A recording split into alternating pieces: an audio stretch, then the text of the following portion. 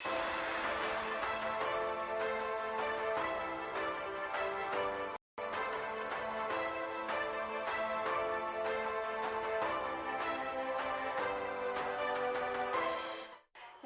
मैं हूं वर्षा और आप देख रहे हैं TV24 का खास प्रोग्राम हौसलों की जीत। हम अपने इस प्रोग्राम में आप लोगों को ऐसे शख्स से मिलवाते हैं जो अपने हौसलों के दम पर अपनी एक खास पहचान बनाते हैं। आज हमारे साथ में सक्षम जन फाउंडेशन के फाउंडर प्रमोद जैन जी हैं, जो दुर्ग भिलाई में रहते हैं और उन्होंने अपने हौसलों के दम पर अपनी एक खास पहचान बनाई है। तो सीधे उनसे बात करते हैं और उनसे जानते हैं उनके संघर्ष की कहानी। प्रमोद जी, सबसे पहले आपका हमारे खास प्रोग्राम हौसलों की जीत में आपका स्वागत है। बहुत बहुत धन्यवाद जी। प्रमोद सर, आपसे हम जानना चाहेंगे कि आपके जीवन में इतना बड़ा हादसा हुआ, उसके बाद में आपका जो जीवन है वो परिवर्तित हो गया। उसके बाद से आपने जो है विकलांग बच्चों के लिए आप काम कर रहे हैं और साथ ही साथ आप गौ सेवा में भी आप लगे हुए हैं। गौ संरक्षण सेवा समिति के प्रदेश अध्यक्ष भी हैं आप। तो आप सबसे पहले तो हम आपसे जानना चाहेंगे कि आपके जीवन के संघर्ष के बारे में। जब से मेरा जन्म हुआ तब से संघर्ष की शुरुआत है। मेरा जन्म एक छोटे से ग्राम मरोदा स्टेशन में हुआ, जहाँ पे लाइट भी नहीं थी उस ज़माने में, क्योंकि लाइट एक अहम चीज़ होती है जीवन के लिए। तो वहाँ बिजली की भी सुविधा नहीं थी। ऐसी झोपड़ी में मेरा जन्म हुआ। मैं मध्यम परिवार से बिलोंग करता हूँ।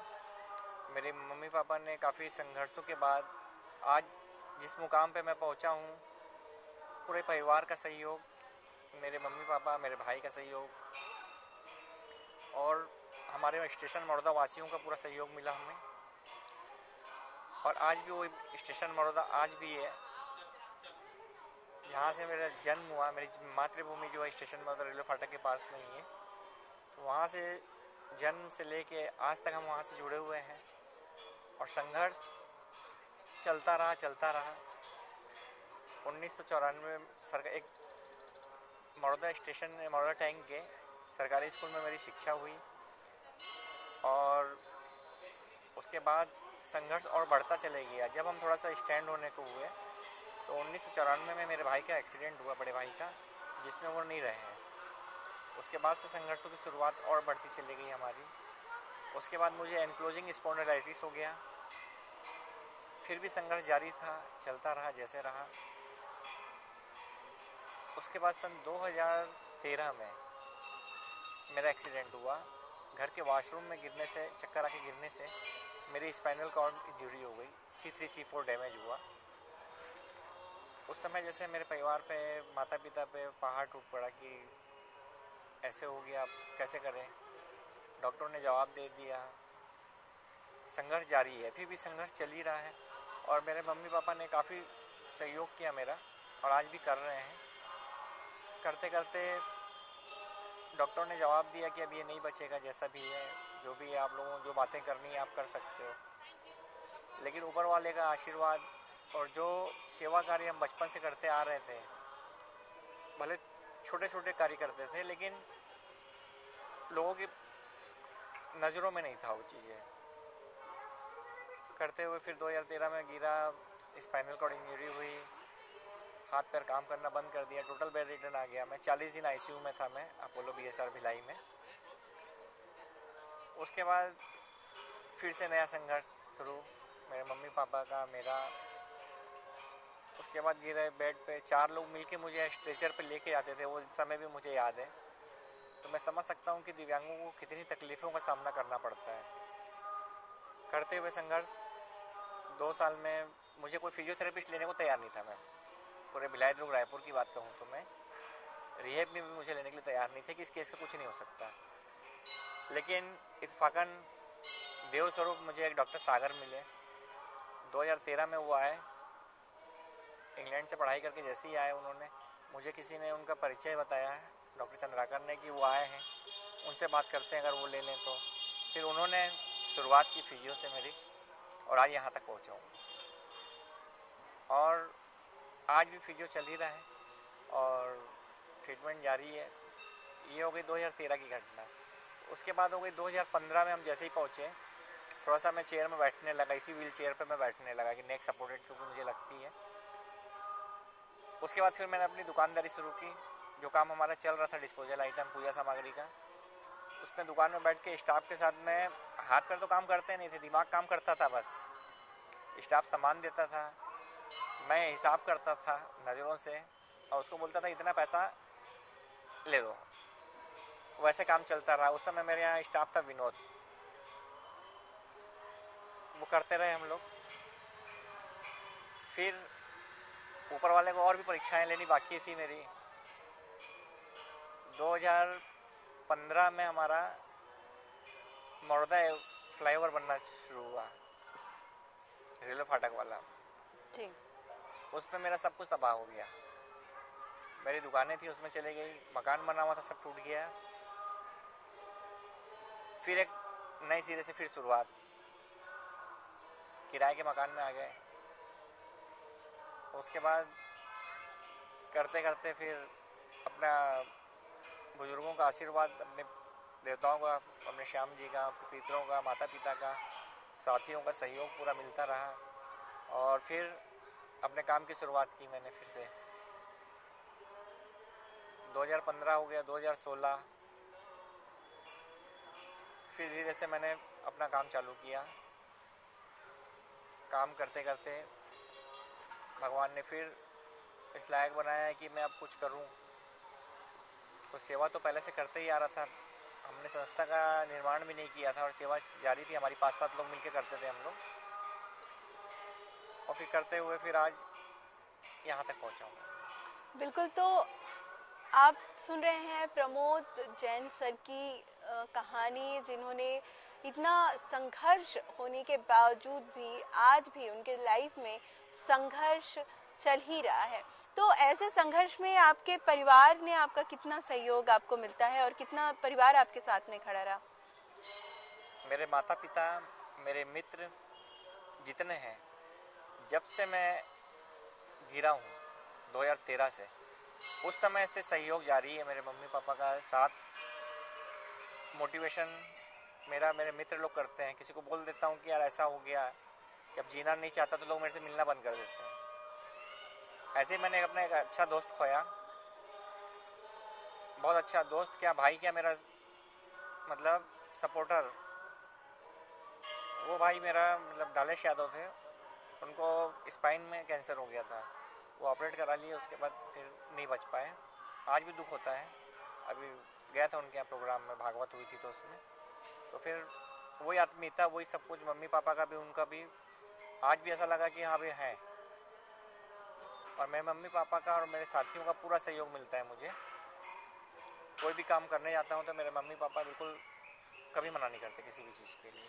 तो मतलब ये जब भी किसी के साथ में यदि इस तरह का हादसा होता है, यदि उनके साथ में यदि उनका परिवार साथ होता है, तो चाहे जिंदगी में कितना भी बड़ा मुसीबत क्यों ना आए, वो यदि परिवार का अपनों का साथ है तो वो उस मुसीबत से हंसते हुए निकल जाते हैं।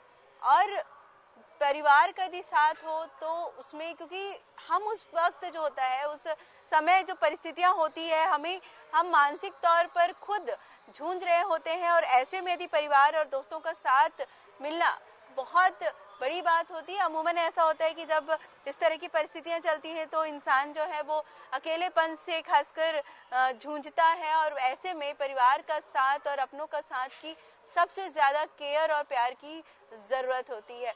सर, जैसे अभी आप सक्षम जन फाउंडेशन आप रन कर रहे हैं, आप उसके फाउंडर हैं, तो आपसे जानना चाहेंगे कि ये हादसा होने के बाद में ही आपको लगा कि विकलांग बच्चों के लिए या दिव्यांगों के लिए आपको काम करना चाहिए, या पहले से ही आपके मन में ऐसा कुछ ख्याल था कि नहीं, मुझे ऐसा भी कुछ काम करना है?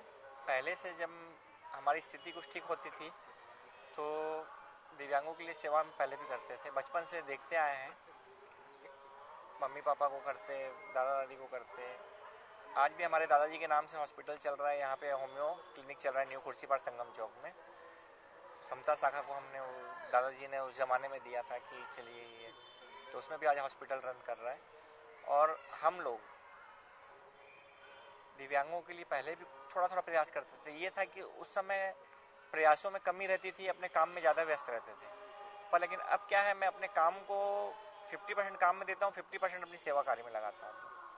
और जो भी मेरी इनकम होती है, जैसे भी जहाँ से भी, तो उस इनकम का 20% मैं इसमें अपनी संस्था में देता हूँ। बिल्कुल।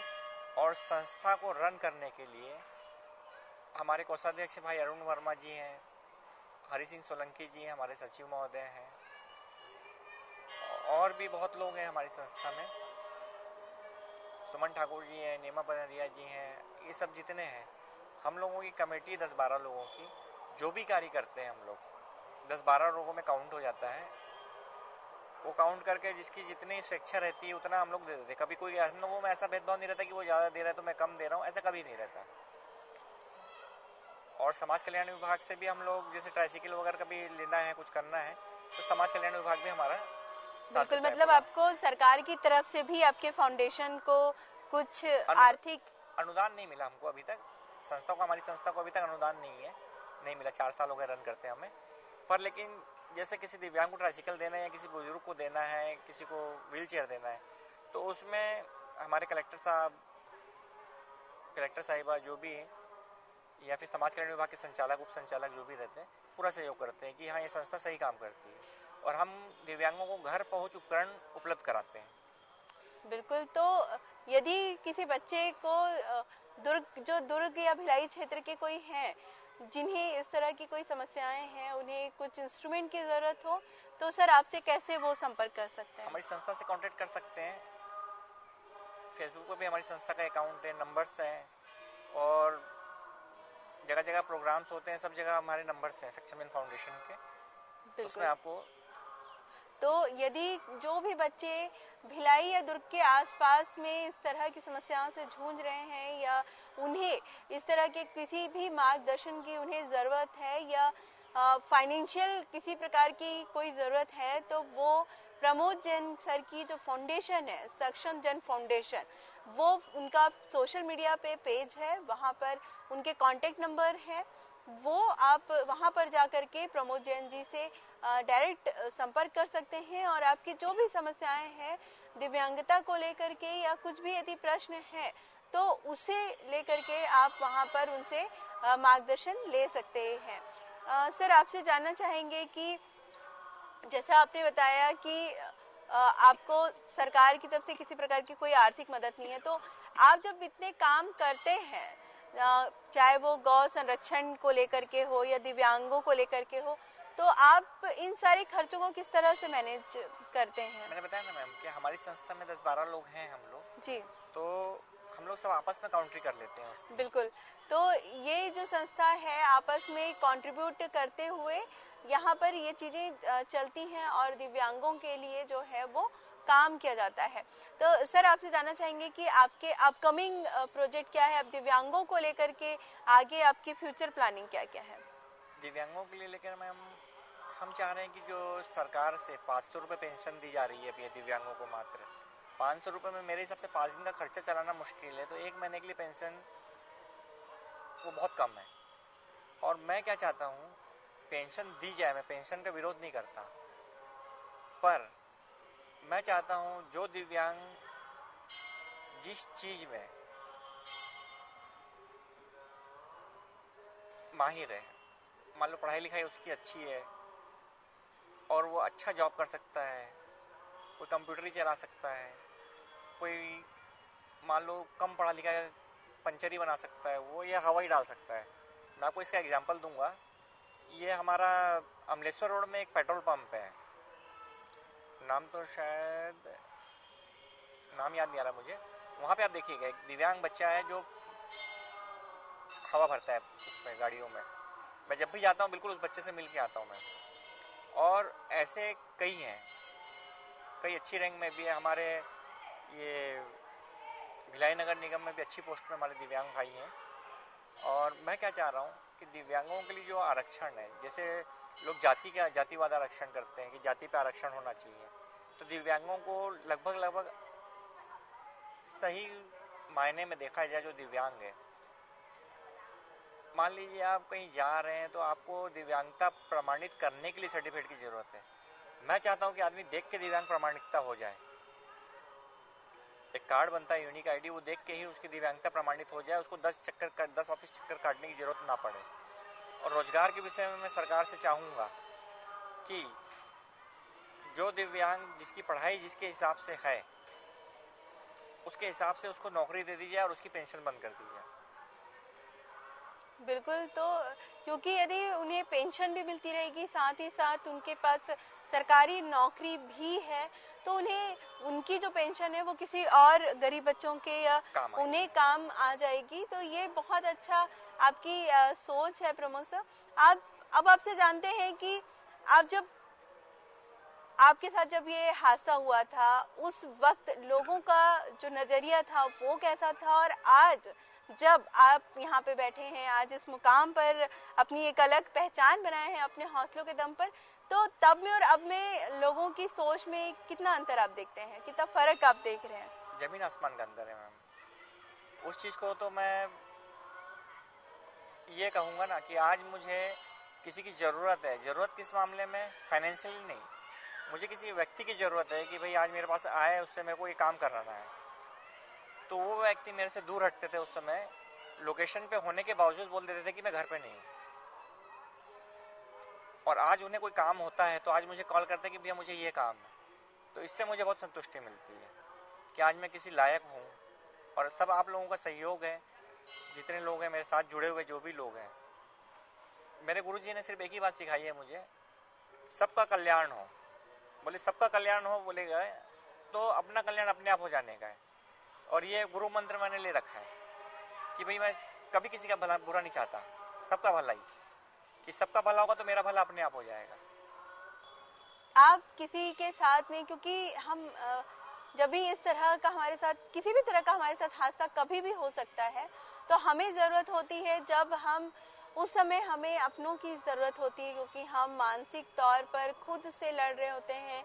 उन परिस्थितियों से निकलने के लिए एक अंतर्द्वंद हमारे मन पर चलते रहता है। तो उस वक्त, उस परिस्थिति पर हमें अपनों के और खासकर अपने परिवार के साथ की बहुत ज़्यादा ज़रूरत होती है। सर, आपसे जानना चाहेंगे कि कभी किसी के साथ में भी यह हादसा हो सकता है? यदि किसी के साथ में इस तरह का हादसा होता है, तो उसके बाद में जिसके साथ ये हादसा होता है वो तो सोचता ही है, साथ ही साथ परिवार भी ये सोचता है कि अब इस बच्चे की लाइफ जो है वो खत्म हो चुकी है, और जो बच्चे हैं या आगे की लाइफ में वो क्या करेगा, ये एक सबसे बड़ा प्रश्न खड़ा हो जाता है। तो ऐसे जिनके साथ भी उनके लिए आप क्या कहना चाहेंगे? किस तरह से वो अपने आप को संभल दे, किस तरह से वो अपने आप को इस परिस्थिति में मजबूत बनाए? हादसा होता है मैम, मैं आपको एक कटु सत्य बोल रहा हूँ। जब मेरे साथ हादसा हुआ सन 11 जनवरी 2013 को, 40 दिन आईसीयू में रहने के बाद जब मैं वापस घर आया, उसके बाद पल पल की मौत, मेरे एक एक पल मेरे मौत के समान था। मतलब जीना नहीं चाहता था। जिसको बोलते हैं ना कि पॉइजन देते, कोई जो भी बताया मैंने, डालेश यादव का नाम लिया। ऐसे ही मेरे जो खास लोग थे उनके सामने मैंने कहा कि मुझे पॉइजन दे दिया जाए, अब नहीं झेला जाता। ये सब बातें मेरे मन में आती थी। मतलब हालात इस कदर हो गए थे कि आदमी जीना छोड़ने दिया था। तो मैं चाहता हूँ कि लोग जीना ना छोड़ के ऐसे मेंटली बना लें, अपने अपने दिमाग में ऐसा रखें कि इस हाल में आने के बाद भी हमको एक नॉर्मल व्यक्ति से ज़्यादा काम करके दिखाना है और कुछ करके जाना है। ऐसा मैंने ठाना। उसके बाद से मैंने अपना रन करना चालू किया कि मैं अब कुछ करना है मुझे। तो मेरा एक बैठना भी एक सपना था कि मैं एक बैठ पाऊँगा कि नहीं। वो तो डॉक्टर सागर और मैं दोनों की 50-50 मेहनत, 70% उनका 30% मेरा, करते करते हम यहाँ तक पहुँचे। लेकिन डॉक्टर सर बोलते हैं कि नहीं, 70% पेशेंट का होता है, 30% मेरा होता है।